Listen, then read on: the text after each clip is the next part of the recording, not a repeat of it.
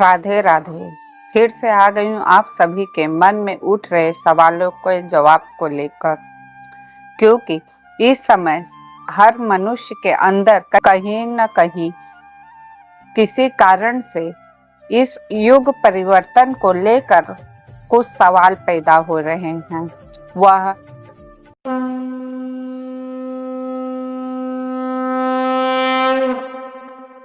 हम इस वीडियो में संत अच्युतानंद दास जी की 600 साल पहले की गई भविष्यवाणी के जरिए हम समझने की भी कोशिश करेंगे, आखिर यह बड़ा बदलाव क्यों आ रहा है, इस युग परिवर्तन का असल में कारण क्या है। जब तक हम मूल तथ्य को नहीं समझेंगे तब तक हमें कोई जानकारी प्राप्त नहीं होगी।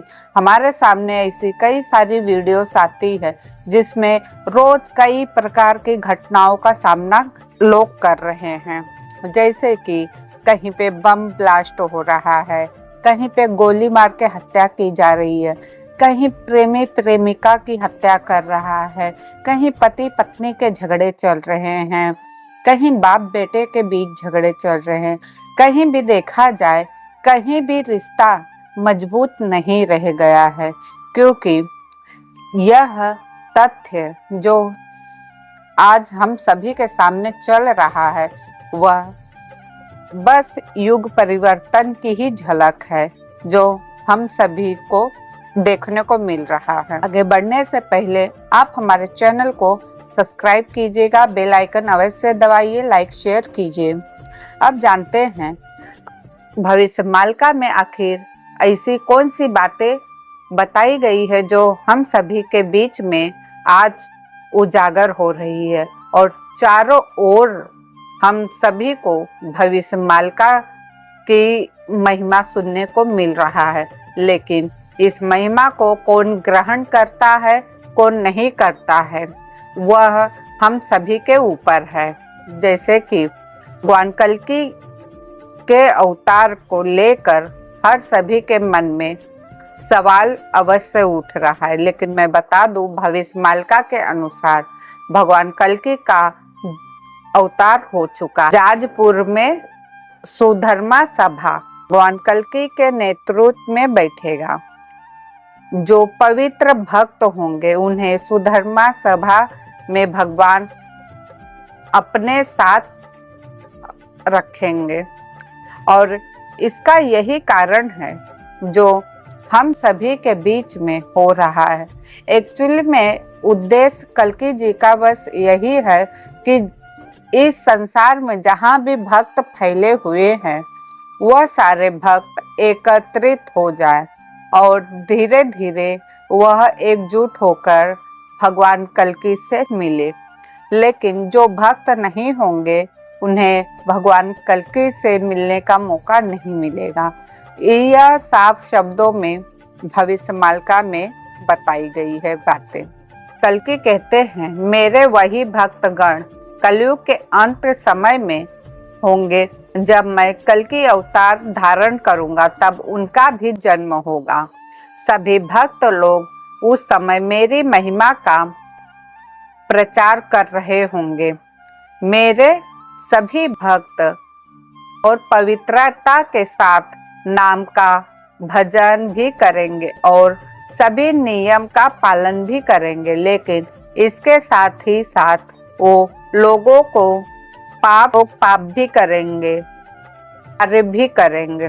ये सभी को पहले समझना होगा।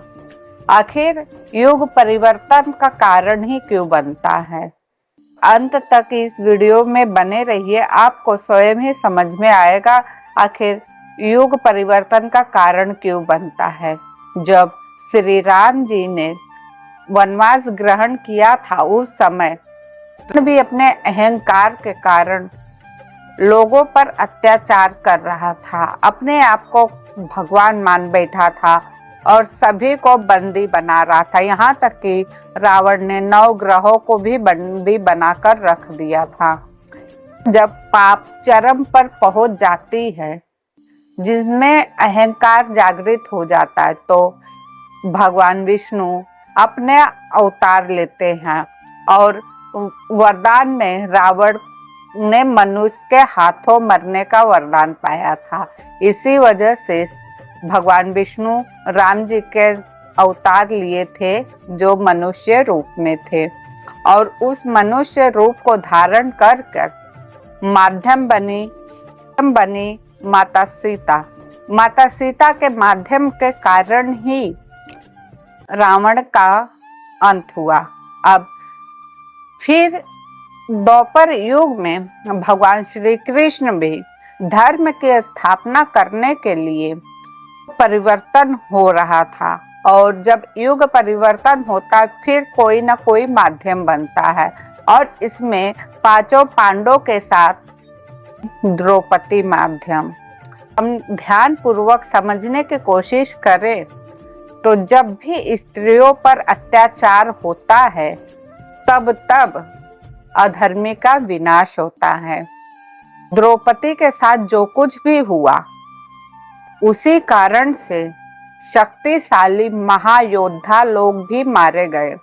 श्री कृष्ण जी ने गीता जी का ज्ञान देते हुए बस अर्जुन से एक ही बात कही थी कि मैं चाहूं तो उनके एक क्षण भर में ही यह युद्ध समाप्त हो जाएगा, क्योंकि मारने वाले भी वही है, मरने वाले भी वही हैं।